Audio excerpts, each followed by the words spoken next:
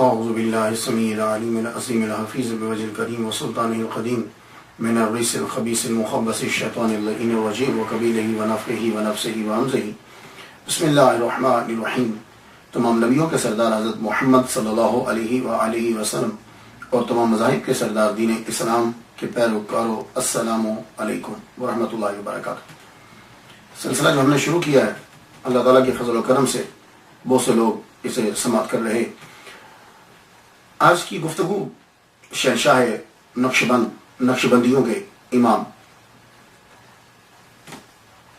طریقت والحجہ ذوالجناحین حضرت سید محمد بن محمد البخاری المعروف بہاؤالدین نقشبند رحمۃ اللہ علیہ. آپ کو حسین بن منصور حلاج رحمۃ اللہ علیہ کا ذکر کرنے کے بعد آپ کا ذکر میں نے کیوں کیا؟ اس کی ایک وجہ ہے، آپ نے فرمایا کہ منازل و مقامات طے کرتے کرتے مائے حضرت حسین بن منصور حلاج رحمۃ اللہ کی صفت 2 مرتبہ مجھ پہ ظاہر ہوئی. نزدیک تھا کہ جو آواز ان سے نکلی ہے وہ آواز مجھ سے بھی نکل جاتی. تو بخارا کے اندر ایک سولی تھی جہاں بندوں کو سولی پہ چڑھایا جاتا تھا، تو میں جب وہ کیفیت طاری ہوتی تو میں وہاں چلا جاتا اور نفس سے کہتا، سن یہ سزا ملے گی اگر تو نے وہی بول دیا جو حسین بن منصور حلاج رحمۃ اللہ علیہ نے بولا. تو پھر نفس پہ ذرا قابو ہو جاتا، تو یوں میں اس منزل سے آگے گزر گیا. تو اس کے اندر تعریفی جملہ بھی ہے اور ان کا ذکر بھی ہے، اس لیے میں نے حضرت بہاؤالدین نقشبند رحمۃ اللہ علیہ کا ذکر شروع کیا. آئیے گفتگو آگے بڑھاتے ہیں، لیکن گفتگو بڑھانے سے پہلے نام کا جاننا بہت ضروری ہوتا ہے، کیونکہ اکثر اولیاء کرام جو ہیں وہ مریدین کے عطا کردہ نام یا اپنی تبلیغ اور جو ان کی صفت تھی اس کی وجہ سے وہ جو نام ملا انہیں، اس سے وہ مشہور ہوئے ان کی محنت کی وجہ سے. ان کا اصل نام جو ہے وہ محمد ہے. والد گرامی کا نام بھی محمد ہے اور دادا کا نام سید جلال الدین. اور یہ بہاؤالدین نقشبند سید ہیں، اہل بیت سے ہیں، آل رسول ہیں. ان کا شجرہ نسب جو ہے وہ فیملی ٹری جو ہے وہ حضرت امام جعفر صادق رضی اللہ تعالیٰ عنہ کے ساتھ جا کے ملتا ہے. تو یہ بات نشین رکھی، اس لیے میں سید بہاؤالدین نقشبند رحمۃ اللہ علیہ بول رہا ہوں. جب یہ سمجھ لیا تو بہاؤالدین نقشبند جو ہے وہ کیسے پڑ گیا، نقشبند کیسے پڑا؟ اس کی بہت سی وجوہات بیان کی گئی ہیں کہ آپ کو نقشبند کیوں کہتے ہیں.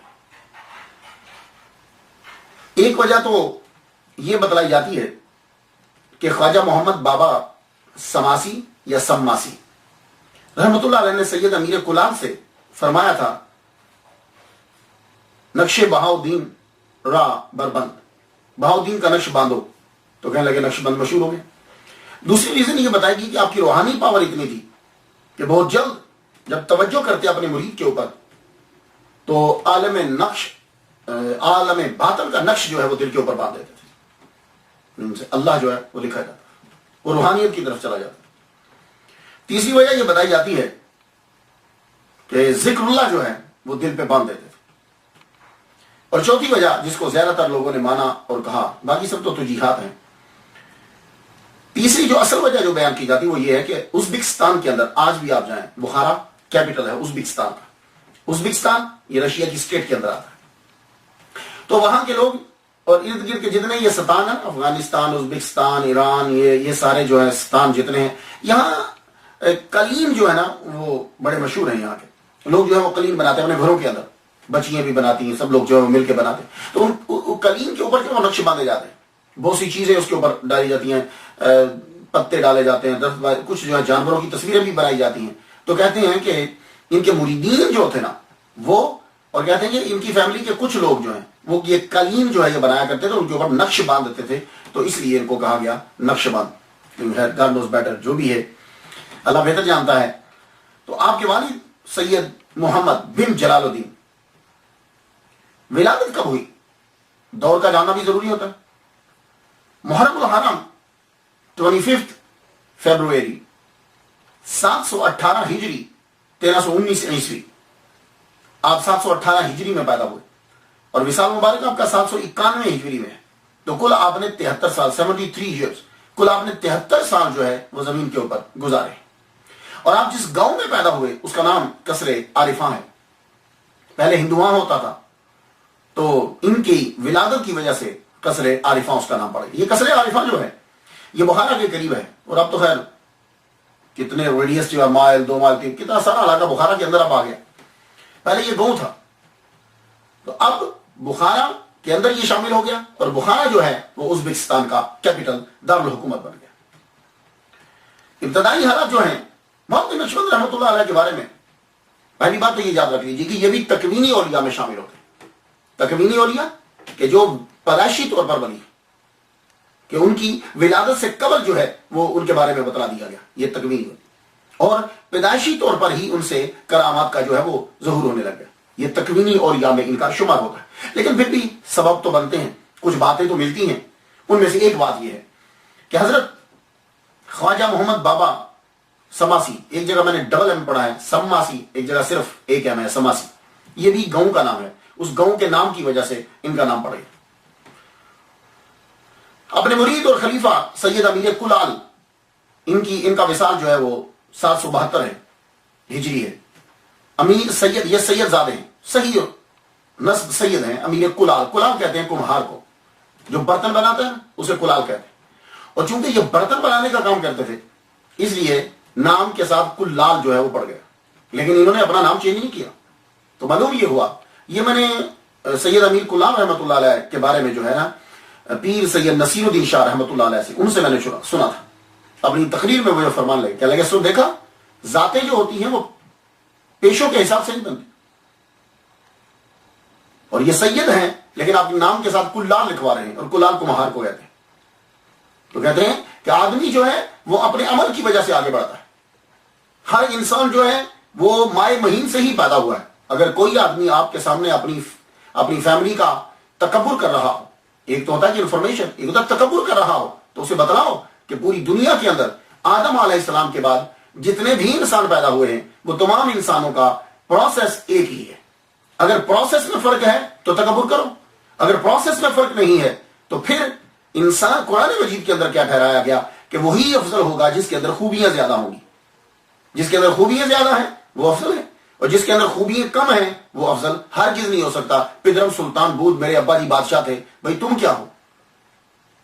تو سید امیر کلال رحمت اللہ علیہ ان کو ملنے کے لیے خواجہ محمد تشریف لایا کرتے تھے. بابا وہ جب تشریف لاتے تو قصر عارفاں کے قریب سے گزرتے تو فرماتے یہاں سے ایک مرد کی خوشبو آتی.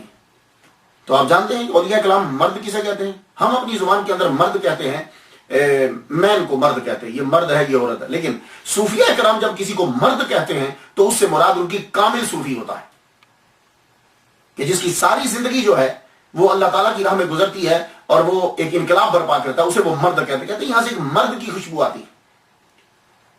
تو جب بھی کبھی وہ اپنے خلیفہ سے ملنے کے لیے آتے تو یہی فرماتے.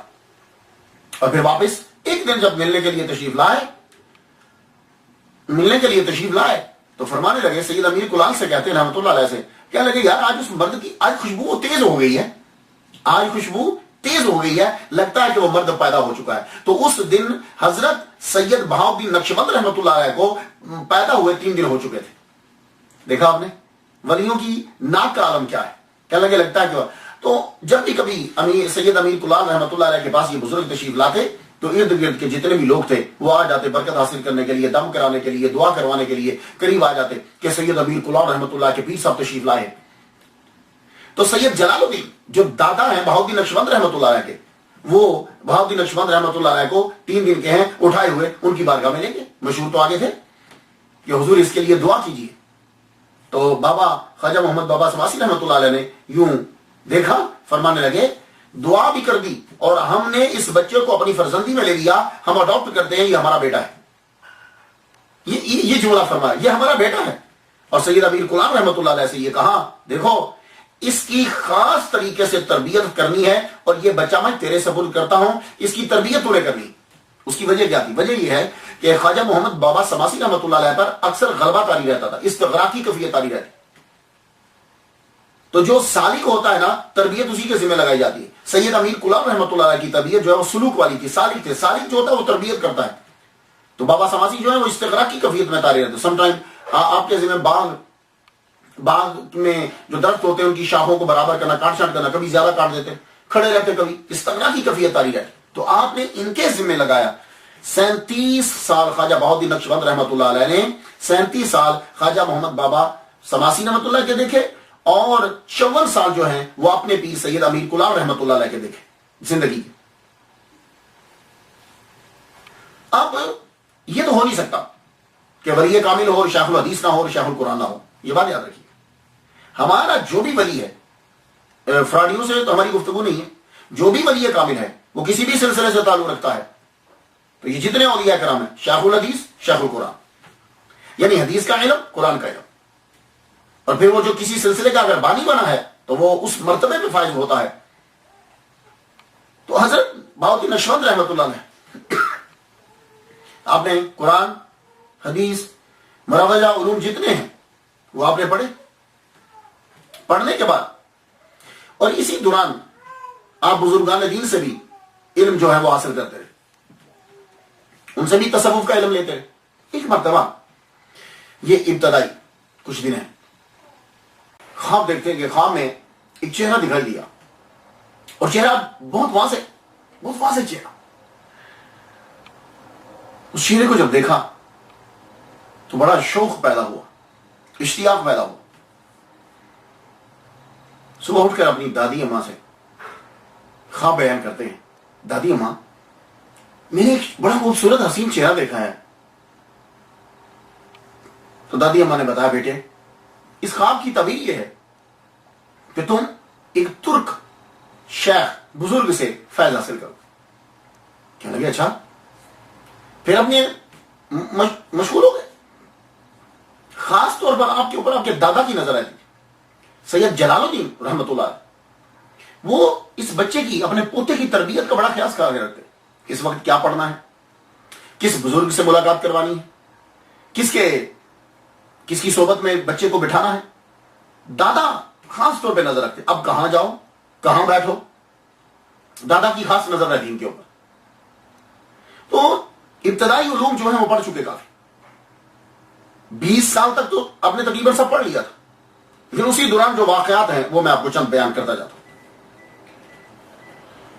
ایک دن بخارا کے بازار سے گزر رہے، خواب کو دیکھے ہوئے کچھ ایسا ہو گیا، لیکن تلاش کرتے رہتے کہ وہ بزرگ کا چہرہ جو ہے مجھے نظر آئے.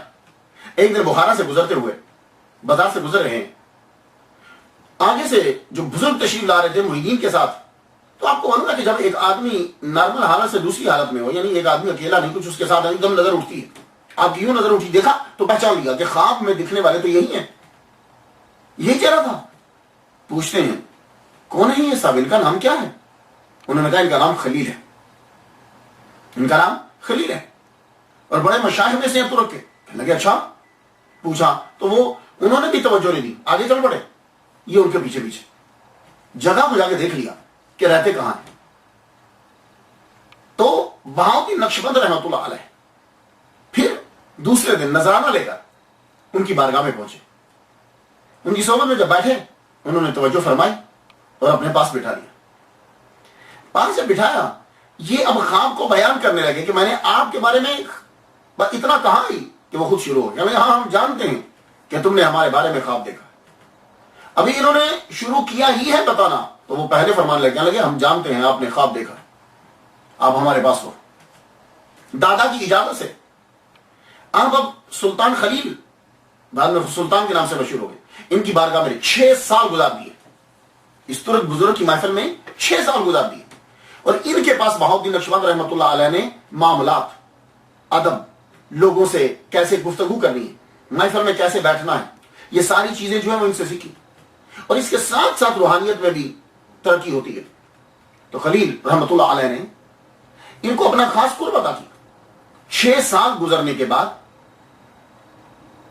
سلطان خلیل ان کو ماوراء النہر کا بادشاہ جو ہے وہ چن لیا گیا. تب اس لیے ان کے نام کے ساتھ سلطان بھی لگتا ہے. تو آپ کی بادشاہت کے جو 6 سال ہیں وہ بھی بہاؤالدین نقشبند رحمۃ اللہ علیہ نے ان کے ساتھ گزارے. تو 2 طرح کی تربیت مل گئی، نارمل، بادشاہت، دونوں. اور اب یہاں سے آپ اندازہ لگا لیجئے کہ اگر ماوراء النہر یہ جو سلطان ہیں، سلطان خلیل، اگر یہ ان کو اپنے ساتھ رکھ رہے ہیں تو اسے یہ اندازہ ہوتا ہے کہ یہ بھی کوئی عام خاندان نہیں ہے، ورنہ کسی عام نارمل آدمی کو اپنے قرب اتنا نہیں دیا جاتا. تو اس سے اندازہ ہوتا ہے کہ کوئی اچھے خاندان اور بڑھیا خاندان کے. 6 سال آپ نے بادشاہت کے گزارے، تو ٹوٹل 12 سال سلطان خلیل رحمت اللہ علیہ کے ساتھ سید بہاؤالدین نقشبند رحمت اللہ علیہ نے گزارے اور بہت کچھ حاصل کیا. 12 سال جب ہو چکے، اب ایک اور منزل آنا تھی. سلطان خلیل کی سلطنت جو ہے اس کے اوپر قبضہ کر لیا گیا. ایک عجیب جھٹکا تھا، دنیا سے ٹوٹلی طور پر کنارہ کش ہو گئے سید بہاؤالدین نقشبند رحمت اللہ علیہ. واپس آ گئے، خود کو بند کر لیا، مراقبہ، مسجد، عبادت، اور یہی بس سلسلہ جو ہے وہ چلتا رہا. اپنے آپ کو اسی میں مشغول رکھتے. درباروں پہ چلے جاتے، دربار پہ گئے، دوسرے پہ، تیسرے پہ، چوتھے، درباروں پہ جاتے، اور یوں فیل ہوتا کہ درباروں کے اوپر جو دیے چل رہے ہیں، دیوں کی روشنی جو ہے وہ بالکل مدھم ہے. یوں محسوس ہوتا. ایک دربار پہ پہنچے آپ، ایک دربار پہ جب پہنچے، وہاں بیٹھے، تو وہاں کا جو دیا تھا، دیا جو جل رہا تھا، اس کی لائٹ زیادہ تھی ذرا. اب وہاں بیٹھ گئے. بیٹھتے ہی ہیں ایک دم سے آپ کے اوپر ایک غیبی حالت جو ہے وہ طاری. یوں دیکھتے ہیں کہ دیوار شک ہوئی اور دیوار میں سے ایک بہت بڑا تخت جو ہے وہ نکلا، اور اس کے اوپر کون براجمان ہے؟ خواجہ عبدالخالق حجدوانی رحمت اللہ علیہ. یہ غین ہے، غین، حجدوانی رحمت اللہ علیہ. یہ حجدوان جو ہے یہ بخارا سے 6 مائل دور گاؤں ہے حجدوان، اس کی وجہ سے حجدوانی مشہور. وہ تخت پہ جلوہ فرما ہے، اور ان کے ساتھ جو مریدین ہیں، ان مریدین میں خواجہ محمد بابا سماسی رحمت اللہ علیہ بھی. تو ان کو تو پہچانتے تھے یہ. تو یہ جو خواجہ عبدالخالق حجدوانی رحمت اللہ علیہ ہیں، یہ امام مالک کی نسل سے ہیں، امام مالک کی اولاد سے، اور ان کی والدہ یہ سلطان روم کی نسل سے. یہ جب آئے، انہوں نے خواجہ محمد بابا سماسی رحمت اللہ کی طرف اشارہ کرتے ہوئے کہا، یہ ہے وہ جوان جس نے ٹوپی دی ہے آپ کو. میں نے عرض کی، ان کو تو جانتا ہوں، ٹوپی کا معلوم نہیں ہے. خواجہ عبدالخالق حجدوانی رحمت اللہ علیہ نے اشارہ ان کی طرف، ان کو تو میں جانتا ہوں لیکن ٹوپی کا معاملہ مجھے معلوم نہیں ہے. فرمایا وہ تمہارے گھر پہ ہے، اور آپ کو یہ کرامت دی گئی ہے کہ آئی ہوئی مصیبت آپ کی برکت سے دفع ہو جاتی. یہ خواجہ عبدالخالق حجدوانی رحمت اللہ علیہ سید بہاؤالدین نقشبند رحمت اللہ علیہ سے کہہ رہے ہیں. اور بھی بہت سارے فیض لیے آپ نے. اب یہاں سے تربیت شروع ہو گئی آپ کی. تو آپ مرید تو سید امیر کلال رحمت اللہ علیہ کے، لیکن آپ کا روحانی فیض سارا ویسی سلسلے سے ہی ہے. ویسی سلسلہ مینز یہ ایک ٹرمینالوجی ہے. جب کوئی آدمی اپنے پیر کو دیکھتا نہیں ہے لیکن ایسے کو پیر تسلیم کر لیتا ہے جو دنیا سے تشریف لے جا چکے ہیں اور ان سے پھر فیض لیتا ہے، تو کہتے ہیں ویسی سلسلہ ہے. کیونکہ حضرت ویسے غنی کرانی رحمت اللہ علیہ رضی اللہ تعالیٰ عنہ، ان کا فیض ایسے ہی تھا کہ آپ نے حضور صلی اللہ علیہ وآلہ وسلم کو ظاہری زندگی تو پائی ہے، ظاہری طور پر دیکھا نہیں ہے صرف اپنی والدہ کی وجہ سے، لیکن فیض اتنا تھا کہ حضور صلی اللہ علیہ وسلم کی داڑھی مبارک میں کتنے بال ہیں آپ کو معلوم تھا؟ سفید کتنے بال ہیں؟ یا سر میں کتنے سفید بال ہیں آپ کو معلوم تھا؟ یعنی قرب کتنا اور فیض کتنا. اللہ اکبر. کہ محمد صلی اللہ علیہ وسلم فرماتے ہیں کہ ان سے دعا کروانا اپنی امت کے لیے، اتنا فیض ہے. تو خواجہ عبدالخالق حجدوانی رحمت اللہ علیہ فیض سارا تربیت جو ہے وہ زیادہ تر انہی سے ہے. لیکن خواجہ محمد بابا سماسی رحمت اللہ علیہ، انہوں نے اپنا فرزند بنایا سید بہاؤالدین نقشبند رحمت اللہ علیہ.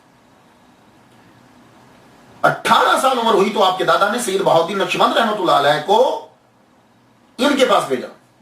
ابتدا میں بھی تھا، اور جب 18 سال کی عمر ہو گئی تو پھر دوبارہ بھیجا، جاؤ اب ان کے پاس پھر جاؤ، تمہاری اب میں چاہتا ہوں کہ شادی کر دوں. ان سے جا کے دعا لے کر آپ.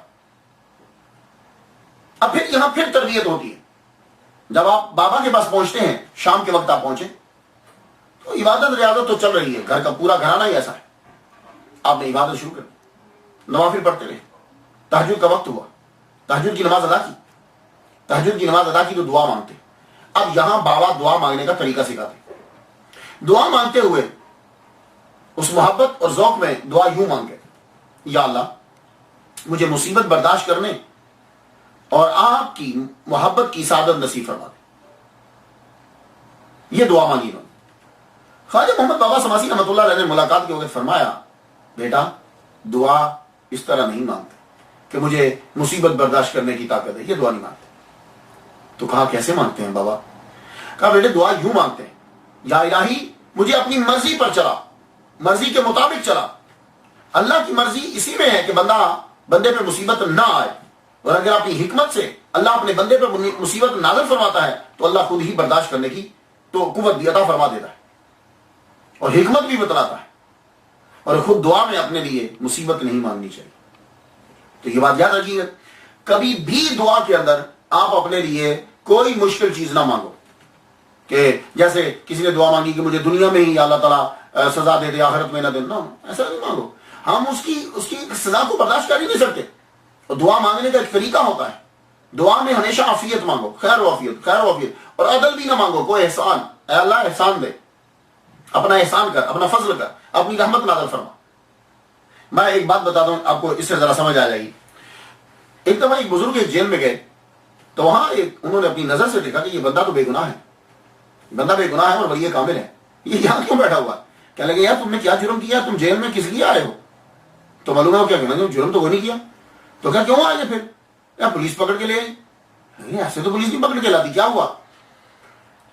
خود ہی بتانا کہہ لگے ایک دن بیٹھا ہوا تھا, بھوک بڑی سخت لگی ہوئی تھی, تو میں نے اللہ تعالیٰ سے یہ کہا کہ اللہ تعالیٰ روز کی 2 روٹی مفت دے دیا کر. بھائی اتنا ہی کہا تھا تو پولیس پکڑ کے لے آئی. کہنے لگے اوہو بس اب تو یہاں بیٹھا ہوا روٹی مفت کی تجھے, میرے یہ دعا قبول ہوگی. تو مانگنا یا اللہ جو بھی چیز مانگو کو یا اللہ خیر و عافیت والی چیز دے, خیر و عافیت والی. تو یہی وہ دعا ہے کہ دعا کے اندر مصیبت کو طلب نہیں کرنا. دسترخوان بچھا, کھانا لگایا گیا, کھانا کھایا, کہتے چل بیٹا اٹھ چلتے, اور روٹی اٹھائی دسترخوان سے اور کہا یہ رکھ لو پاس. وہ سوچنے لگے سالن ہے نہیں, روٹی صرف دے دی, تو کہا کہ روٹی نہیں, روٹی رکھ لی. لیکن وہ لوگ ہوتے تھے وہ سوال نہیں کرتے تھے, ان کو معلوم ہوتا تھا کہ یہ بڑوں نے جو گفتگو کی ہے اس کے اندر کوئی حکمت ضرور ہوگی. وہ بڑوں کو بڑا سمجھتے تھے. آج کل کے لوگوں کو سمجھایا جائے تو وہ ناراض ہو جاتے اور ان کو ریزن کی سمجھ نہیں آتی, تو وہ سمجھتے کہ اگلا بندہ غلط کہہ رہا ہے. ایسا ہرگز نہیں ہوتا. اور یہی پیری مریدی میں ہوتا ہے کہ مرید سوال نہیں کرتا, اسے معلوم ہے کہ یہ جو کہہ رہا ہے یہ میرے فائدے کی بات کر رہا ہوگا, خواہ مجھے سمجھ نہیں آیا. روٹی جو ہے اٹھا لی, روٹی رکھ لی, فرمایا چلو اب چلتے ہیں. جا رہے ہیں قصر عارفان کی طرف چلنا ہے, امیر کلال سے ملنا ہے, وہاں پہنچنا ہے. رستے میں ایک جگہ پھر اترے, ایک عقید احمد آیا, آ کے ملا, بڑی محبت سے ملا, لیکن وہ پریشان ہے. فرمان لگے تو پریشان کیوں ہے؟ کہنے لگا حضور بالائی تو ہے, یہ دودھ کے اوپر جو ملائی ہوتی ہے جس کو ملائی کہتے ہیں, بالائی تو ہے حضور, یعنی کریم جو ہے وہ تو ہے, روٹی نہیں ہے. آپ نے فرمایا, سید بہاؤالدین نقشبند رحمہ اللہ کی طرف دیکھتے ہوئے کہنے لگے بچے وہ نکال روٹی, دیکھا کام آئی نا, تو اس وقت کے لیے تمہیں روٹی دی تھی, مجھے معلوم تھا کہ جہاں ہم اتریں گے اس کے پاس بلائی ہے, روٹی نہیں ہے. اللہ اکبر.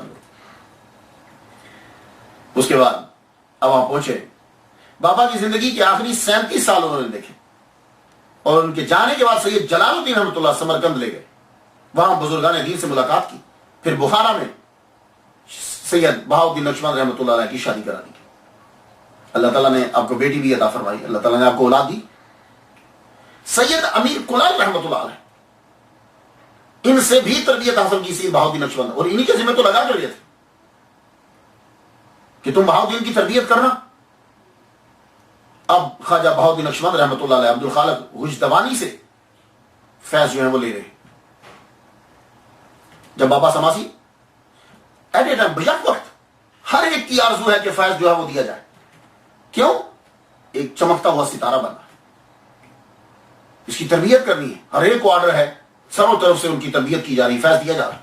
اور عبد الخالق غجدوانی رحمۃ اللہ علیہ آپ غیب سے ان کی تربیت کر رہے ہیں, اور زیادہ تر فیض روحانی انہی سے دیا آپ نے. ایک دن آپ کی طرف سے آرڈر آتا ہے عبد الخالق غجدوانی رحمۃ اللہ علیہ سے, غیب سے, جاؤ اس صحرا میں جاؤ, 3 دن روزہ رکھنا, چوتھے دن پہاڑ کے دامن میں ایک آدمی ملے گا, وہ تمہاری طرف آگے بڑھے گا, تمہیں کہے گا کہ میں تیرا قرض دینا چاہتا ہوں, توجہ مت دینا. اور نشانی اس کی یہ ہے کہ گھوڑے پہ ہوگا, گھوڑے پہ زین نہیں ہوگی. اس کی بات سننا, یہ ایک امتحان ہے. جاؤ. تو یہ صحرا میں کیوں بھیجا؟ وہ بندے سے ملاقات کیوں کروائے؟ بندے کی جانب متوجہ نہ ہونا، کیونکہ تنہائی کے اندر کوئی بندہ ملتا ہے تو آدمی میں خوف پیدا ہوتا ہے، صحرا میں رہنا خوف ہے، تو خوف کو دور کیا جا رہا ہے۔ اور پھر اس کے بعد جب یہ اس چیز سے گزر گئے تو اب کہا صحرا میں رہو، اور تمہارے ذمہ یہ لگایا جاتا ہے کہ دیکھو یہاں مراقبہ کرو، خوف نکل جائے من سے۔ اس کے بعد پھر آرڈر دیا گیا، اب تمہاری دوسری ڈیوٹی لگتی، یہ سب تربیت خواجہ عبدالخالق کچھدوانی رحمۃ اللہ علیہ کی طرف سے۔ اب آپ کی ڈیوٹی ہے کہ جتنے بھی آپ کے شہر گاؤں کے، آپ دور بہت کم جاتے ہیں، شہر کے جتنے لوگ ہیں، بوڑھے، کمزور، ضعیف، بچے، سب کی مدد کرو، جو بیمار ہے تیمارداری کرو، جس کا سامان جو نہیں اٹھا سکتا سامان اٹھا کے لے کے جاؤ۔ دیکھ رہے ہیں آپ، یہ ہیں اولیاء کرام۔ اب ان کی تربیت مسلسل ہو رہی۔ اب آپ کیا کرتے ہیں؟ بزرگوں کا سامان اٹھاتے، بیمار ہوتا تیمارداری کرتے، کسی کے پاس دوائی نہیں ہوتی دوائی پہنچاتے وہاں، زخمی ہوتا اس کی مدد کرتے۔ پھر آرڈر آیا، اب جانوروں کی جا کے خدمت کرو، جس جانور کو تم دیکھو زخمی ہے، بھوکا ہے، جاؤ۔ اب جانوروں کی خدمت تمہارے ذمہ لگا دی گئی۔ تو خواجہ عبدالخالق کچھدوانی رحمۃ اللہ علیہ نے اب یہ دوسرا ایک اور سبق شروع ہو گیا۔ اب آپ دیکھتے کوئی جانور پیاسا ہوتا اسے پانی پلاتے، کوئی جانور زخمی ہے اور وہ قبضے میں نہیں آ رہا تو آپ اس کے پاؤں کے پیچھے پیچھے نشانوں پہ چلتے جاتے، اور جہاں جنگل میں جا کے اس کو تلاش کر لیتے، وہ بیچارہ زخمی ہو کے گرا پڑا ہے تو جا کے اس کی مرہم پٹی کرتے، اس کے زخموں علاج کرتے اس کا۔ اللہ اکبر جل شان۔ اسی طریقے سے پھر ایک مرتبہ ایک پیاسے کتے کو آپ نے پانی پلایا، اس کتے نے اس انداز سے جو ہے وہ آسمان کی طرف اٹھایا کہ جیسے پروردگار عالم سے ان کے لیے دعا کر رہا، تو فرمان لگے اس کے بعد واقعی میرے بہت سارے مناظر جو ہیں وہ بلند ہوئے۔ اللہ اکبر جل شان۔ اس کے بعد پھر آرڈر آیا، سنتے جائیے، ان کی سٹوری سنانے کا مطلب صرف ایک کہانی سنانا نہیں ہے، اس کہانی کے اندر سے بہت سے اسباق لینا ہے۔ پھر آرڈر آ گیا آپ کا، یہ تربیت ہے۔ اب تم نے اماطۃ الاذى عن الطریق، راستے میں سے تم نے تکلیف دہ چیزیں اٹھانی، وہ چیزیں کہ جن چیزوں سے دوسروں کو تکلیف پہنچتی ہے وہ چیزیں تم نے ہٹانی۔ اب آپ راستے میں جاتے کہ جس سے جسم کو تکلیف پہنچتی ہے وہ بھی راستے سے ہٹاتے، جس سے طبیعت کو تکلیف پہنچتی ہے وہ گند بھی راستے سے ہٹاتے۔ اللہ اکبر جل شان۔ دیکھ رہے ہیں آپ، سید بہاؤالدین نقشبند رحمۃ اللہ علیہ، یہ آپ کا سفر جو ہے یہ تقریباً 7 سال کا یہ دورانیہ ہے۔ اللہ اکبر جل شان۔ پھر آپ ایک دن سید امیر کلال رحمۃ اللہ علیہ کی بارگاہ میں پہنچے، بارگاہ میں پہنچے، پاؤں میں کانٹے چبھے ہوئے، پاؤں زخمی ہے، کپڑے جو ہیں پھٹے ہوئے، یہ صحرا اور یہ سارا سفر جنگلوں کا کاٹ کر پہنچے واپس۔ سید امیر کلال رحمۃ اللہ علیہ نے نظر ہی نہیں فرمایا، وہیں چھوڑ دیا، توجہ نہیں کی۔ آپ کا ایک دفعہ من چاہا کہ یار اتنی بے رخی میں اٹھ جاؤں، لیکن پیر کے دروازے کے اوپر ہی سر رکھ کے لیٹ گئے۔ تہجد کے وقت سید امیر کلال رحمۃ اللہ علیہ باہر نکلے، بہاؤالدین نقشبند کو دیکھا کہ وہی ہے، اٹھایا، اٹھا کے اپنے کمرے میں لے کر خود اپنے ہاتھوں سے سید بہاؤالدین نقشبند رحمۃ اللہ علیہ کے کانٹے نکالے۔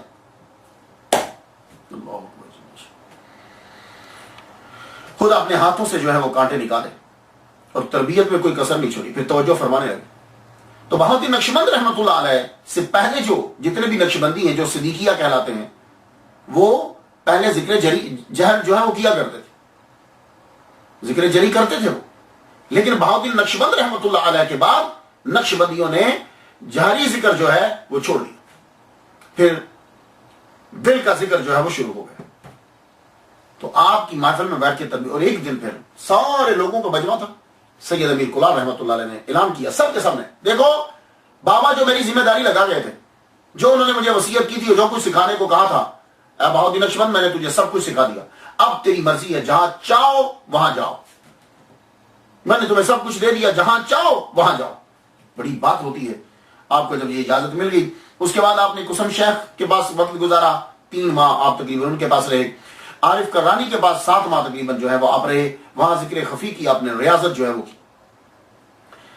حضور صلی اللہ علیہ وآلہ وسلم کا کوئی احترام نہ کرے تو ولی اللہ بن جائے، ایسا ہو نہیں سکتا۔ حضور صلی اللہ علیہ وسلم کی اتباع اور احترام کے بغیر کوئی ولی نہیں بن سکتا، یہ بات یاد رکھنا، یہ نشانی ضرور دیکھا کرنا کہ اس شخص کے اندر احترام ہے۔ بہاؤالدین نقشبند رحمۃ اللہ علیہ کے اندر ہم یہ دیکھتے ہیں احترام، اللہ اکبر جل شانہ، احترام اتنا کہتے ہیں کہ میں سیر کرتے کرتے مقامات با یزید بستامی سے بھی گزر گیا، شیخ شبلی کے مقامات سے بھی گزر گیا، شیخ جنید بغدادی کے مقامات سے بھی گزر گیا، ابن منصور حلاج کے مقامات سے بھی میں گزر گیا، حسین ابن منصور حلاج کے مقامات سے بھی گزر گیا. پھر میں دیکھتا ہوں کہ ایسی بارگاہ میں پہنچا کہ اس جیسی کوئی بڑی بارگاہ نہیں ہے. تو میں سمجھ گیا کہ یہ بارگاہ محمد مصطفیٰ صلی اللہ علیہ وآلہ وسلم کی بارگاہ. تو فوراً میں نے اپنا سر نیاز جو ہے وہ جھکا دیا. اللہ اکبر.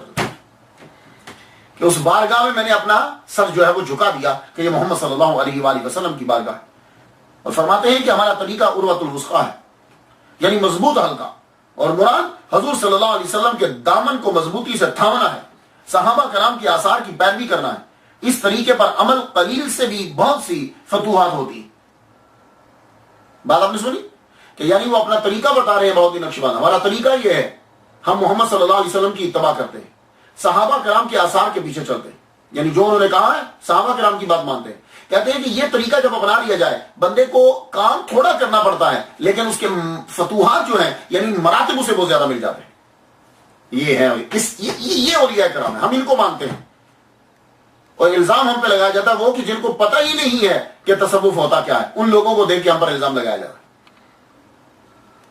اور فرماتے ہیں کہ حضور صلی اللہ علیہ وسلم کے طریقے سے جس نے منہ پھیر لیا اس کے دین میں پھر خطرہ ہے. تو نبی سے جب تک جڑا رہے گا اس کا دین جو ہے وہ سلامت رہے گا. آپ فرماتے ہیں کہ طریقت نام ہے ادب کا. ادب کس کا؟ سب سے پہلے ادب اللہ کا، پھر ادب محمد صلی اللہ علیہ وسلم کا، پھر ادب اپنے شیخ کا. تو اس دور کے اندر اب یہ نہ کو آج کے شیخ کو دیکھ کے نہیں، وہ جو مشائخ ہوتے تھے اللہ اکبر جل شانہ، وہ صحیح محمد صلی اللہ علیہ وسلم کے تابع فرمان ہوتے تھے. ان جملوں کو یہاں مت لاؤ ان کے اوپر اگر کسی کو دیکھنے کو جی یہ شیخ ہے. تو ادب تین کا، اللہ کا ادب، رسول کا ادب اور اپنے شیخ کا ادب. نماز میں خشوع و خضوع کس طرح ملتا ہے؟ کیا کوئی ولی بغیر نماز کے بن جاتا ہے؟ نہیں، نماز کے بغیر کوئی ولی نہیں بن سکتا. نماز ہر ایک پہ لازم ہے. وہ کوئی نماز چھوڑ رہا ہے اور کہتا جی کہ نماز میں یہاں نہیں پڑھتا، کہاں پڑھتے جی؟ مکے مدینے میں. اچھا تو پھر روٹی یہاں کیوں کھا رہے ہیں؟ روٹی بھی مکے مدینے میں جا کے کھاؤ. روٹیاں ہماری کھاتے ہیں اور نماز مکے مدینے میں جا کے پڑھ رہے ہیں. تو جب وہ نماز نہیں پڑھا، نماز میں خشوع و خضوع نہیں، نماز نہیں پڑھا تو ولایت کے مراتب پہ کیسے جائے؟ بخارا کے علماء نے بہاؤ الدین نقشبند رحمۃ اللہ علیہ سے پوچھا کہ نماز کے اندر خشوع و خضوع کس طرح مل سکتا ہے؟ پتہ چلا کہ یہ پرانا سلسلہ ہے کہ نماز کے اندر آدمی کے دھیان خیال جو ہے آدمی کا ادھر ادھر چلا جاتا ہے. فرمان لگے کہ یکسوئی خشوع و خضوع کس طرح ہوگا؟ تو معلوم ہے کیا جواب دیا؟ فرمان لگے حلال کھانے سے. اگر تم حلال کھاؤ گے تو نماز کے اندر خشوع و خضوع ہو. اور فرماتے ہیں کہ نماز یوں پڑھو کہ جب کہو اللہ اکبر تو ذہن میں، خیال میں، باڈی میں، دل میں، ہر جگہ یہ چیز پیوست ہو جائے، راسخ ہو جائے کہ اس کے علاوہ کسی کی بڑائی نہیں ہے. یہ ہے نماز. اور فرماتے ہیں کہ اس صفت کا کمال صرف محمد صلی اللہ علیہ وسلم کی ذات میں تھا. اللہ اکبر. یہ کمال ان کے اندر تھا. اور خوراک کا سلسلہ دیکھیے، ولی بننے کے لیے خوراک کے اوپر دھیان دینا بہت ضروری ہے کہ کھا کیا رہے ہو اور کہاں سے آ رہا ہے. ان دو چیزوں پہ دھیان. تو خوراک کا یہ مسئلہ تھا. سید بہاؤ الدین نقشبند رحمۃ اللہ علیہ کلیم بنانا، کھیتی باڑی کرنا، خود اپنے ہاتھ سے بیج بوتے، فصل کٹتی، خود پکاتے اور آگے جو ہے وہ تقسیم کرتے. ارد گرد کے صوفیہ کرام جو ہے جب کبھی موج میں ہوتے تھے کہتے چلو بہاؤ الدین نقشبند کے خانقاہ میں جاتے ہیں، وہاں سے حلال کھانے کو ملے گا. کیوں؟ اس لیے کہ یہ خود اپنے ہاتھوں سے بوتے تھے، کاٹتے تھے اور خانقاہ کے اندر ہی سب سلسلہ ہوتا تھا. تو اس سے بڑھ کر اور پکیزہ کھانا کیا ہو سکتا ہے؟ اور آپ کا طریقہ کیا تھا کہ آپ نیا لباس لیتے، کپڑے پہنتے، نیا لباس پہن کے خود نہیں پہنتے تھے، وہ نیا لباس پہلے کسی اور کو دے دیتے. جب وہ پہن لیتا، پرانا ہوتا تو کہتے کہ تم مجھے ادھار دے سکتے ہو، یہ پھر خود پہنتے. یہ کفیات ہے، ہر ایک کا ایک اپنا وجدان ہوتا ہے، ایک طریقہ کار ہوتا ہے. اور جب آپ تبلیغ کرتے تو دور دراز سے لوگ آپ کے پاس آتے، امراء بھی ہوتے، حکومت کے بڑے بڑے لوگ بھی ہوتے، مریدین بھی. اللہ اکبر جل شان. اور آپ کی تبلیغ کا انداز، شیخ الحدیث ہیں، شیخ القرآن ہیں، مروج علوم پڑھے ہیں، قرآن حدیث سب آتا ہے آپ کو. تبلیغ کرتے ہوئے ایک مرتبہ میں ایک مثال دیتا ہوں آپ کو. تبلیغ کرتے ہوئے فرما رہے ہیں کہ حضور صلی اللہ علیہ وسلم کا فرمان عالی شان ہے کہ اللہ تعالیٰ کے 99 نام ہیں، ایک کم 100، اور جو ان کا احسان کرے گا، پڑھے گا ان کو، وہ جنت میں جائے گا. تو کہنے لگے جانتے ہو کہ اللہ کے نام پڑھنے کا مطلب کیا ہے؟ اس کا مطلب یہ نہیں ہے کہ اللہ الخالق الباری المصور له الاسماء الملک القدوس السلام المؤمن المہیمن، تم صرف زبان سے ادا کرو. نہیں، جب تم اللہ کا نام لو تو تمہاری طاقت کے مطابق وہ صفت تمہارے اندر آنی چاہیے. جیسا کہ اگر تم نے یہ بولا ہے کہ رزاق اللہ رازق ہے، تو پھر اس کے بول دینے کے بعد اب تمہیں رزق کی طرف دھیان نہیں رہنا چاہیے، اس کی پریشانی نہیں رہنی چاہیے. اور جب تم نے یہ بول دیا کہ المتکبر، اب ملکیت، کبریائی، ہر شے جو ہے وہ صرف اللہ کی تمہارے ذہن کے اندر ہونی چاہیے. تو جب تم نام بولو تو اب جب تم بولو گے تو اس کے بعد جو ہے وہ دیکھو کہ کس طرح تم جنت میں جاتے. بات تو بالکل سمجھ میں آتی ہے. اور کسی نے سوال کیا بیچ میں سے، حضور 99 تو ہوتے ہی 1 کم 100 ہیں، تو حضور صلی اللہ علیہ وسلم نے یہ کیوں کہا کہ 99 اللہ کے نام ہیں 1 کم 100؟ بات تو ہے کہ یعنی 99 کہتے ہی 1 کم 100 کو ہیں، تو پھر حضور نے کیوں کہا کہ 99 اللہ کے نام ہیں 1 کم 100؟ تو کہنے لگے بات یہ ہے کہ عربیوں کی ریاضی میں کوئی توجہ نہیں تھی، اس کے اندر اتنی ان کو مہارت نہیں تھی. اور یہ بات بالکل سید بہاؤالدین نقشبند رحمۃ اللہ علیہ کی بات بالکل پرفیکٹ ہے. 1970 تک کا تو مجھے بھی پتا ہے. ابھی میں جب اپنی مسجد میں بیان کر رہا تھا تو کہنے لگے بالکل آپ صحیح کہہ رہے ہیں کہ پاکستان سے جو ہے وہ کانٹریکٹ جاتے تھے، ریاضی کا ان کو کوئی اتنا آتا نہیں تھا، اب ذرا کچھ تھوڑا سا سیکھنے لگے ہیں. تو 1970 تک ریاضی، عربیوں کو ریاضی کا سعودی عرب والوں کو کوئی اتنا خاص پتہ نہیں تھا، اب وہ کچھ سیکھنے لگے اس کے بارے میں. تو اس لیے حضور صلی اللہ علیہ وآلہ وسلم نے تاکید کے لیے اور وضاحت کے لیے کہا کہ 99 یعنی 1 کم 100 جو ہے. اللہ اکبر جل شانہ. محمد مصطفیٰ صلی اللہ علیہ وآلہ وسلم کہ جو ماننے والے ہوتے ہیں وہ استقامت کے اوپر زیادہ، جتنا کوئی ولی بڑھتا جائے گا وہ استقامت کی طرف بڑھتا جائے گا، پھر کرامت کو چھوڑتا جائے گا. کیا مطلب؟ یعنی جب اس پر مصیبت آئے گی تو اب وہ مصیبت کو توڑنے کے لیے اپنی ذات کے لیے کرامت کا ظہور نہیں کرے گا. یہ کہتے ہیں استقامت. اب یہ نہیں ہے کہ جب اللہ تعالیٰ نے اس کو درجہ دیا تو ذرا کسی نے کوئی گالی دی تو بندہ مار دیا، ذرا بھوک لگی تو روٹی منگوا لی آپ سے، ذرا کوئی سردی لگی تو کپڑے منگوا دی. نہیں، ایسا نہیں وہ کر. وہ استقامت بڑھتی جاتی ہے اس کی. وہ پھر کرامت کا اگر ظہور کرتا ہے تو تبلیغ کے لیے یا سمجھانے کے لیے کرتا ہے، اپنی ذات کے لیے پھر نہیں. استقامت، اس کی مثال امام حسین رضی اللہ تعالیٰ عنہ کربلا کے اندر، مولا علی شیر خدا جنگوں کے اندر. آپ فرماتے ہیں استقامت کا طالب بن، کرامت کا طالب نہ بن، کیونکہ تیرا رب استقامت طلب کرتا ہے اور تیرا نفس کرامت طلب کرتا ہے. ولی اللہ باغ میں داخل ہو، پتا پتا کر کے ولی اللہ آ گیا، ولی اللہ آ گیا، ولی اللہ آ گیا، پھر بھی دھیان مت دے، کیونکہ یہ چیز بھی تیرے لیے حجاب بن جائے. اللہ اکبر جل شانہ. یہ جملے ہیں جو آج کے پیروں کو زبانی یاد کرنے ہیں. اللہ نے تمام انبیاء صلی اللہ علیہ وآلہ وسلم سے بڑھ کر محمد صلی اللہ علیہ وسلم کو درجہ عطا فرمایا. کیا اس سے یہ درجہ کم ہے کہ محمد صلی اللہ علیہ وسلم سے کہہ دیا گیا؟ اب جو بھی ترجمہ کریں، لیکن ظاہر تو یہی کہا گیا کہ یا نبی صلی اللہ علیہ وسلم آپ کے اگلے پچھلے کوئی گناہ نہیں، سب کلیئر. یہ جملہ کہہ دینا خدا کی طرف سے بہت بڑا اعزاز ہے. خاص کا ترجمہ بعد میں کیا جاتا ہے کہ آپ کے صدقے سے امت کے گناہ معاف کر دیے، لیکن یہ بڑی بات. پھر بھی محمد صلی اللہ علیہ وآلہ وسلم سید الانبیاء ہیں، آپ کو معلوم ہے، تمام بندوں کے سردار ہیں، آپ کو معلوم ہے، آپ پر قرآن اتارا گیا، آپ کو معلوم ہے، کعبہ کو حسین دی گئی، آپ کو معلوم ہے، انا کل کوثر، آپ کو معلوم ہے. پھر بھی کہتے ہیں، پھر بھی کھڑے رہتے ہیں اور کہتے ہیں ایسے شدیقہ سے، کیا میں اللہ کا شکر گزار بندہ نہ بن جاؤں؟ اللہ اکبر. سید بہاؤالدین نقشبند رحمۃ اللہ علیہ نے 2 حج کیے. ایک حج تو جوانی میں کیا، تقریباً 30 سال کی عمر کے قریب. دوسرا حج جو ہے وہ آپ نے، اور جب پہلا حج کرنے کے لیے آپ گئے تو آپ کو معلوم ہے کہ آپ مینا میں ہوتے ہو نا، 10ویں ذی الحج آتی ہے تو لوگ قربانیاں دیتے ہیں.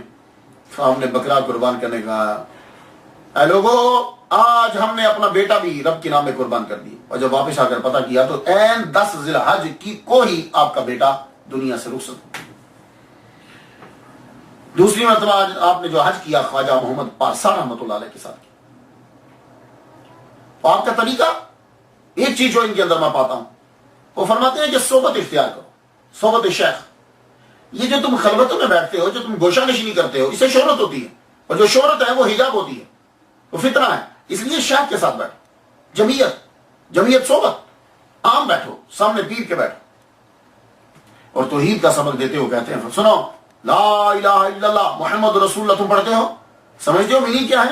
لا الہ جب پڑھتے ہو تو اپنے وجود کی نفی ہو جاتی. لا الہ وجود کی نفی ہوگی، الا اللہ تو اس کا مطلب یہ تھا بس اللہ ہی اللہ ہے، بس اللہ ہی اللہ ہے، سب چیزوں کی نفی کر دی.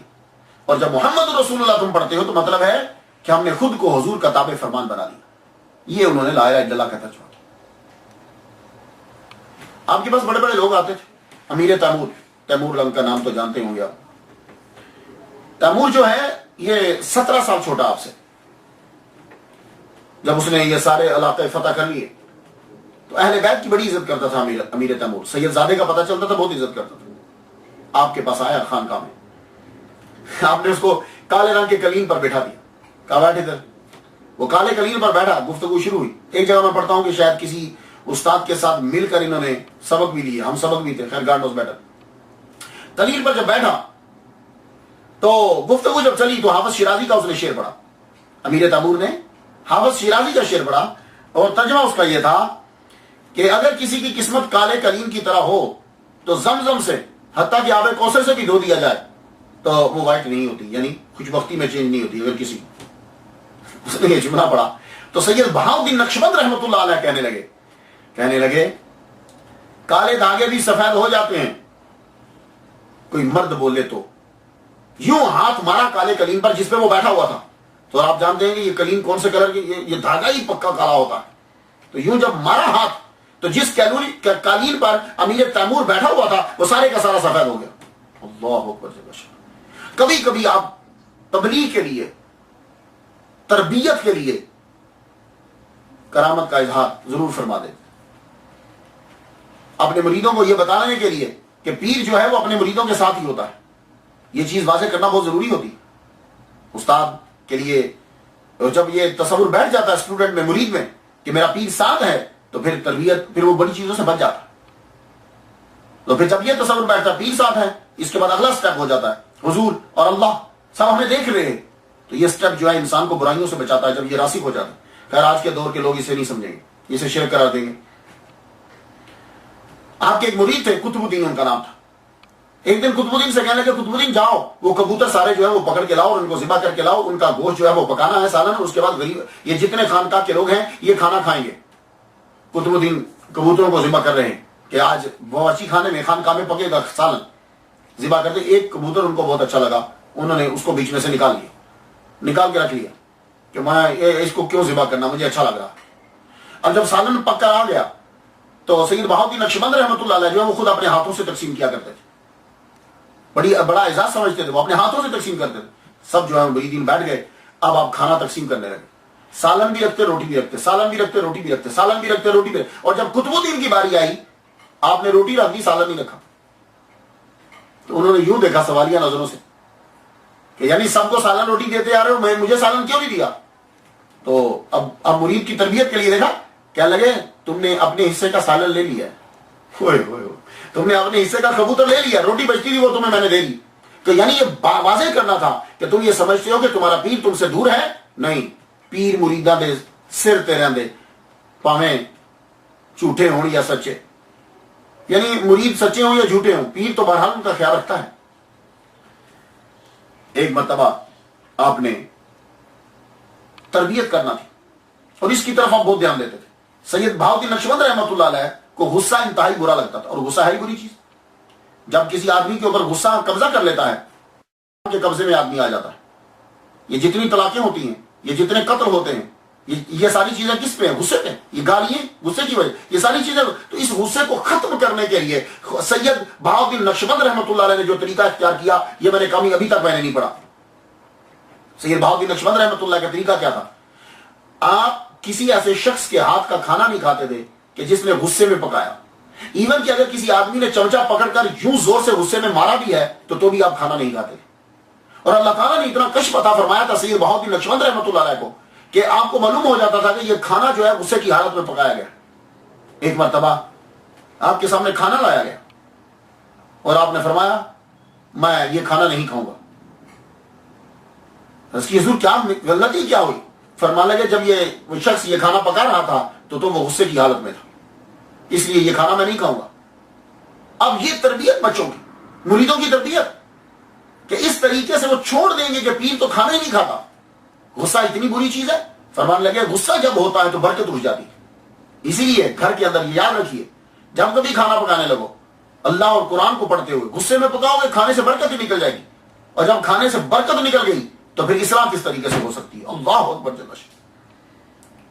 جوا کتنی بری چیز ہے، قمار بازی، شرطیں لگانا، آپ اس کی تربیت کس طرح فرماتے ہیں؟ شیخ شادی، یہ بھی آپ کے مریدوں میں سے ایک مرید ہیں۔ شیخ شادی کی کسی بات پر آپ ناراض ہو گئے، وہ آپ سے معافی مانگنے کے لیے آپ کی بارگاہ میں آئے، حضور مجھے معاف کر دیجیے، فرمانے لگے فری میں معافی نہیں ہوگی، جاؤ کوئی نذرانہ لے کر آؤ۔ کہا حضور میں بیل لے کر آتا ہوں، تو میں بیل آپ کی خدمت میں پیش کرتا ہوں تاکہ کھیتی باڑی میں کام آ جائے۔ فرمانے لگے بیل کی ضرورت نہیں ہے، اب ذرا جوڑا سنیے گا، بیل کی ضرورت نہیں ہے، وہ جو 48 دینار تو نے فلاں سوراخ میں چھپا کر رکھے ہیں اور نیچے سے دھواں چلنے کی وجہ سے، جلنے کی وجہ سے، اٹھنے کی وجہ سے وہ سوراخ کالا ہو گیا ہے، وہ 48 دینار لے کر آ۔ اللہ اکبر جل شانہ، وہ 48 دینار لے کر آ۔ حیران ہو گئے کہ پیر کو یہ بھی پتا ہے کہ وہ فلاں سوراخ میں ہے، اور یہ بھی پتا ہے کہ وہاں سے وہ کالی ہو چکی ہے، اور یہ بھی پتا ہے کہ کالی دھوئیں کی وجہ سے ہو چکی ہے۔ گئے 48 دینار لے کر آئے، آ کر پیر کی نظر کیا، حضور یہ آپ نے بیچ میں سے 47 رکھ لیے، ایک واپس کر دیا۔ سید بہاؤالدین نقشبند رحمۃ اللہ نے 47 دینار رکھ لیے، ایک واپس کر دیا، اور فرمانے لگے جاؤ یہ 47 دینار 47 دینار کا جا کے بیل خریدو اور کھیتی باڑی کا سامان خریدو، اور اس سے جا کر کھیتی باڑی کرو، اور جو چیز تم کماتے ہو وہ پھر فقراء میں تقسیم کرو۔ اللہ اکبر جل شانہ۔ تو لوگوں نے پوچھا وہ 1 دینار کا کیا مسئلہ ہے؟ اب دیکھو مجمع کے اندر نہیں بتلایا تاکہ میرے مرید کی بے عزتی نہ ہو جائے، اور خود بھی نہیں رکھنا مال۔ تو کسی نے پوچھا یار یہ 1 دینار انہوں نے واپس کیوں کیا؟ کہنے لگا مجھے یاد آ گیا، اور میرے پیر کی نظر دیکھو کتنی ہے، کہ ایک وقت تھا کہ میں نے شرط لگائی کسی سے، اس شرط میں سے یہ میں 1 دینار جیتا تھا، اور تمہیں پتا کہ شرط جائز نہیں ہے، تو یہ 1 دینار حرام کا تھا، میرے پیر نے بیچ میں سے نکال کے مجھے واپس کر دیا، اور وہ 47 دینار جو ہے۔ اللہ اکبر جل شانہ۔ اور اولیاء کی گستاخی، اور یہ بات یاد رکھیے گا، کوئی بھی ولی شیخ کا یا شیخ کی گستاخی برداشت نہیں کرتا، کوئی بھی ولی دوسرے ولی کی گستاخی برداشت نہیں کرتا، ان کے یہاں ادب ہوتا ہے، ہر ایک کا ادب کیا جاتا ہے۔ آپ نے دیکھا خواجہ میری چشتی رحمۃ اللہ علیہ کتنا ادب کر رہے ہیں، داتا صاحب کے دروازے سے گزرتے ہیں تو رک کے گئے 40، اور ادب۔ خواجہ بابا فرید الدین گنج شکر آتے ہیں، ادب، ہر ایک جو آتا ہے دوسرے کا ادب کرتا ہے۔ یہ اولیاء کرام ہے، یہ تصوف کے اندر ہے، ادب بہت ضروری ہوتا ہے۔ اولیاء کی گستاخی انسان کی زندگی کو تباہ کر دیتی ہے۔ آپ کے ایک مرید تھے نیک روز، ایک دن آئے ملنے کے لیے، سید بہاؤالدین نقشبند رحمۃ اللہ علیہ کے پاس ملنے کے لیے آئے، تو بڑے پریشان ہیں، غصے میں۔ کہا کیا ہوا، کیوں غصہ کر رہے ہو؟ غصہ نہیں کرنا چاہیے۔ کہا حضور کیا بتاؤں آپ کو، ایک آدمی ہے حسین نامی میرے گاؤں میں، مجھے بھی برا کہتا رہتا ہے، لیکن کوئی بات نہیں، میں کیا، میری اوقات کیا، لیکن پیر صاحب جب وہ آپ کو برا کہتا ہے تو میں برداشت نہیں کر پاتا، اور یہ اس کا 1 دن کا وتیرہ نہیں، اب تو میں تنگ آ گیا ہوں۔ کہنے لگے اچھا جاؤ۔ فرمانے لگے ٹھیک ہے، دین و دنیا میں رسوا ہوگا، دنیا میں بھی اور یہاں بھی رسوا ہوگا، دنیا اور آخرت میں رسوا ہوگا، چلے جاؤ۔ وہ نیک روز کہتا ہے کہ میں عصر کے وقت پیر سے مل کے اب میں چلا، شام کو میں تقریباً اپنے گاؤں میں پہنچ گیا۔ میں پہنچا ہوں تو حسین ادھر سے کھانا لے کر آ رہا ہے، کھانا لا کے اس نے اپنے خادم کو دیا کہ لے تو کھا۔ خود وہ سامان کو سمیٹنے لگا تو اتنے میں ایک بھیڑیا نمودار ہوا، اس نے ایک دم حملہ کیا اس کے اوپر، یہ ناک اور ہونٹ اس نے نوچ لیے، ناک بھی کٹ گئی اور ہونٹ بھی کٹ گیا۔ تو آپ ذرا تصور کیجئے کہ جس کے چہرے پہ ناک نہ ہو اور ہونٹ نہ ہو کتنا بھیانک ہو جاتا ہے وہ، تو اتنا بھیانک اس کا چہرہ ہو گیا۔ اور یہی ہے محمد صلی اللہ علیہ وسلم کا جو فرمان ہے کہ اللہ تعالیٰ جو یہ کہتا ہے کہ من عاد علی ولی فقد آذنت بالحرب، جو میرے ولی سے دشمنی کرے گا، اللہ فرماتا ہے میں اسے اعلان جنگ کرتا ہوں۔ اس کا ترجمہ کیا ہے، میں اعلان جنگ کرتا ہوں؟ اس کی تفسیر صحیح جو ہے وہ یہی ہے کہ اس آدمی کا چہرہ مسخ ہو جاتا ہے مرنے سے پہلے۔ یہ یاد رکھ لیجیے، اس کا یہی ترجمہ۔ فقط آزمت بالحرب کا ترجمہ یہ نہیں کہ اللہ تعالیٰ اس کو گولی مارے گا، اللہ تعالیٰ یا تلوار چلائے گا، مرنے سے پہلے اس کا چہرہ مسخ ہو جاتا ہے۔ تو اگر اپنے چہروں کو خوبصورت رکھنا چاہتے ہو تو پھر اولیاء کرام کی عزت اور تعظیم کرو۔ آپ کے ملفوظات بھی ہیں، بہت سی تعلیمات آپ نے دی، کیا خوبصورت کلام ہے، آپ جا کے پڑھ لیں۔ اب اتنا وقت نہیں ہوتا کہ میں آپ کو ان کا سارا بتلاؤں، چند باتیں بتلاتا جاتا ہوں تاکہ آپ کے اندر شوق پیدا ہو اور پھر آپ ان کے بارے میں جانیں۔ ایک دفعہ حدیث بیان کرتے ہوئے اماطۃ الاذی عن الطریق بتاتے ہوئے کہنے لگے سنتے ہو، میں بتاؤں تمہیں کہ حضور نے فرمایا کہ تکلیف دہ ہٹاؤ۔ یہ اماطۃ الاذی کیا ہے، تکلیف دہ چیز کون سی ہے؟ کہنے لگے ایگو، انا، یہ انا کو ہٹانا۔ تو کہا جی انا کو ہٹانا ہے تو یہ پھر ان طریق کیا ہے؟ کہتے ہیں یہ طریق سے مراد اللہ کا راستہ ہے، یعنی جب تم اللہ کے راستے پہ چل پڑو تو پھر آنا بیچ میں نہیں ہونی چاہیے، عاجزی اور انکساری ہونی چاہیے. اور یہی باجزید بستامی رحمۃ اللہ سے اللہ تعالیٰ نے یہ کہا تھا، اپنی انا ختم کرو اور ہماری طرف آؤ. آپ کا ٹائٹل جملہ فرماتے ہیں کہ یہ ضروری نہیں جو دوڑے اسے گیند مل جائے، مگر ملتی اسی کو ہے جو دوڑتا ہے. یہ ضروری نہیں کہ جو دوڑے اسے گیند مل جائے، مگر ملتی اسی کو ہے جو دوڑتا ہے. آپ کی زیادہ تر روایات آپ کے مرید اور آپ کے داماد حضرت علاء الدین عطار رحمۃ اللہ علیہ سے روایات ہیں. اپنے ڈیٹیل کے ساتھ ان کے واقعات کو لکھا ہے. علاء الدین عطار رحمۃ اللہ علیہ آخری عمر، اور آپ اپنے حجرے میں رہیں گے. آپ اپنے حجرے میں ہی ہمہ وقت رہتے، جہاں آپ کا مزار ہے، آپ کی اپنی جگہ ہے، اور یہی آپ کا یہ باغ سارا، یہ جگہ سب آپ کی تھی. اسے آپ غور سے ملاحظہ کیجیے، کچھ ان کے بارے میں جان لیجیے. یہ جو تصویر آپ دیکھ رہے ہیں یہ ان کی شبیہ ہے. حضرت سید بہاؤالدین نقشبند رحمۃ اللہ علیہ کی کسی شخص نے جو ہے وہ ہاتھ سے بنائی ہوگی. یہ جو ہے یہ جگہ آپ جس طرح نشان دیکھ رہے ہیں یہ ان کا اپنا کمرہ تھا، اور یہیں جو ہے حجرہ بنایا گیا. یہ آپ کا روزہ مبارک ہے. یہ اسے واکنگ ٹری جو ہے وہ بولا جاتا ہے. یہ اسٹک ہوتی تھی، بعد میں یہ درخت بن گیا. یہ ہاتھا یہاں لوگ جو ہیں وہ بیٹھتے ہیں. آئیے اب ڈیٹیل سے ذرا دیکھیے. یہ پورا کمپلیکس ہے. یہ کمپلیکس یہ آپ کی اپنی جگہ تھی، یہاں باغ تھا آپ کا. اس میں اپنی ظاہری زندگی کے اندر آپ نے یہاں مسجد بنائی، خانقاہ بھی یہی تھی، مدرسہ بھی یہی تھا، آپ کا حجرہ مبارک بھی جو ہے وہ یہی تھا. بعد میں مرور زمانہ وقت گزرتے گزرتے یہاں جو ہے اب یہ آثار قدیمہ کا بھی مرکز ہے، لوگ آتے ہیں، اور روحانیت کا بھی یہاں مرکز ہے. یہ ہاتھ آپ دیکھ رہے ہیں، یہاں عورتیں بھی آتی ہیں، مرد بھی جو ہے وہ یہاں آتے ہیں اور آ کر جو ہے وہ زیارت کرتے ہیں. اب یہ ازبکستان جو ہے، یہ بخارا اس کے کیپٹل ہے ازبکستان کا. اب یقیناً یہاں بریلوی تو نہیں آئے ہوں گے نا، یہ تو ہم سے بھی پہلے کے ہیں، بریلویوں سے بھی پہلے کے ہیں، اللہ حضرت کی پیدائش سے بھی پہلے کے ہیں یہ لوگ.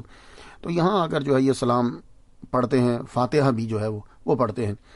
یہ پورا جو ہے ہاتھ آپ دیکھ رہے ہیں یہ ان کی اپنی ہی زمین تھی. سید بہاؤالدین نقشبند رحمۃ اللہ علیہ کی اپنی ہی زمین تھی، یہیں وہ رہتے تھے. تو آپ نے نصیحت یہ فرمائی تھی اور وصیت یہ فرمائی تھی کہ میرے حجرے کے اندر ہی میری جو ہے وہ قبر، یہ ان کا حجرہ تھا، یہ کمرہ تھا. دیکھ رہے پورا ہاتھ تھا، بالکل ذرا ڈفرینٹ سا نظر آ رہا ہے نا، بہت بڑا نظر آ رہا ہے. تو یہیں آپ کو جو ہے وہ روزہ آپ کا بنا دیا گیا.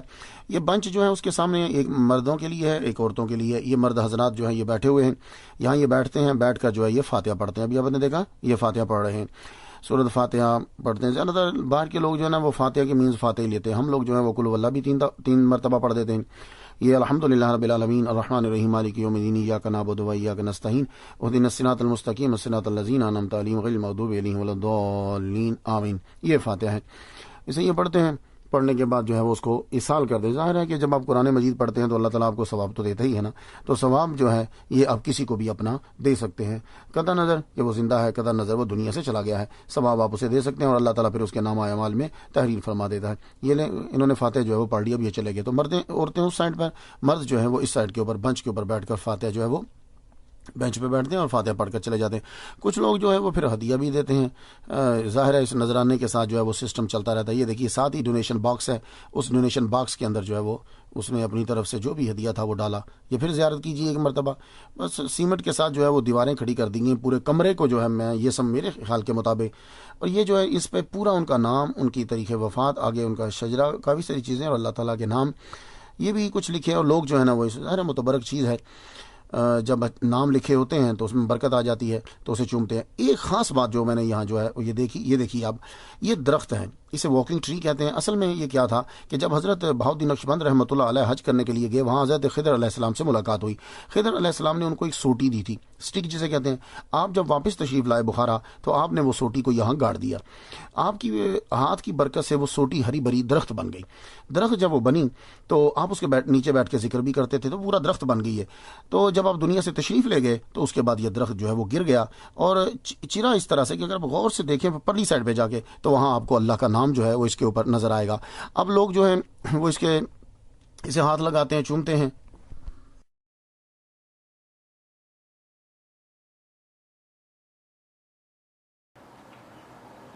شیخ علاء الدین رحمۃ اللہ سے کہ یاسین پڑھو، اور جانے سے پہلے آپ کیا کہتے ہیں؟ ہم تمہیں بتلائیں گے، جب ہمارا وقت آئے گا تو ہم تمہیں بتلائیں گے کہ مرتے کیسے. تو شیخ علاء الدین سے یہ کہا اپنے داماد سے تم یاسین پڑھو. سورہ یاسین جب پڑھی جانے لگی، آدھی سورہ یاسین پڑھی گئی، کمرہ روشن ہو گیا، تو جلیات کا ظہور ہونے لگا. آپ نے ایک دم سے ہاتھ اٹھا دیا، ہاتھ اٹھایا، آدھی یاسین ہوئی آپ نے ہاتھ اٹھایا، مانگتے رہے مانگتے رہے مانگتے رہے مانگتے رہے، اللہ سے دعا کرتے رہے، پھر ایک دم سے آپ نے ہاتھ اپنے یوں جب چہرے پر پھیرا اور اسی وقت جو ہے وہ آپ کی روح جو ہے وہ کف سے انصری سے پرواز کر گئی، آپ نے روح کو جو ہے وہ خیرات کر دیا۔ تو 791 ہجری سوموار 3 ربیع الاول کو آپ کا وصال ہوا۔ تو اگر کبھی ازبکستان میں جانا ہو تو ضرور زیارت کیا کریں۔ اور ازبکستان کے دارالحکومت بخارا میں جو ہے وہ آپ کا روزہ ہے۔ میں نے تو ایک دفعہ فاتحہ پڑھ دی ہے، اور آپ لوگوں کے لیے آپ بھی ان کے لیے فاتحہ ضرور پڑھیے۔ اللہ تعالیٰ ہمیں عمل کی توفیق عطا فرمائے۔ ٹائٹل جملہ سماعت کر لیجئے، یہ ضروری نہیں جو دوڑے اسے گیند اسے بال مل جائے، مگر ملتی اسی کو ہے جو دوڑتا ہے۔ وآخر دعوانا الحمدللہ رب العالمین۔